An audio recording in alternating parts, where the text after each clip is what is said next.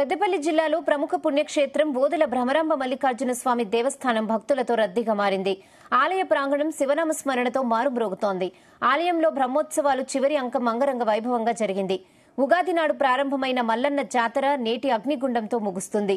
ఒగ్గు పూజారులు పెద్దపట్నం వేసి స్వామివారి ఉత్సవ విగ్రహాలను పెద్దపట్నం పైకి తీసుకొచ్చి భక్తులు శరణు శరణు మల్లన్న అంటూ అగ్నిగుండం పైనుంచి నడిచి తమ భక్తిని చాటుకున్నారు. బ్రహ్మోత్సవాలకు తెలుగు రాష్ట్రాల నుంచే కాకుండా ఇతర రాష్ట్రాల నుంచి కూడా భక్తులు పెద్ద సంఖ్యలో తరలివచ్చారు. భక్తులకు ఎలాంటి ఇబ్బందులు కలగకుండా ఆలయ ఈవో అన్ని ఏర్పాట్లు చేశారు.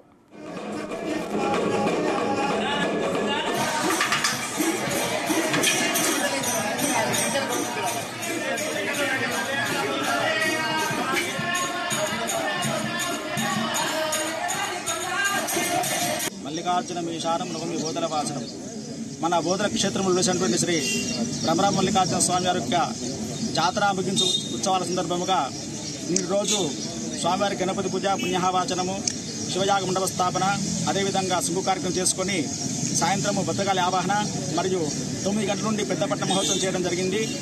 11 గంటలకు రాత్రి అగ్నిగుండ ప్రజ్వలన మరియు ఈరోజు ఉదయాత్పూర్వం 5 గంటల నుండి అగ్నిగుండములు దాట కార్యక్రమం అత్యంత వైభవంగా చేయడం జరిగింది. ఇట్టి కార్యక్రమంలో భక్తులందరూ కూడా అధికంగా పాల్గొని స్వామివారి కృపకు పాత్రులైనారు.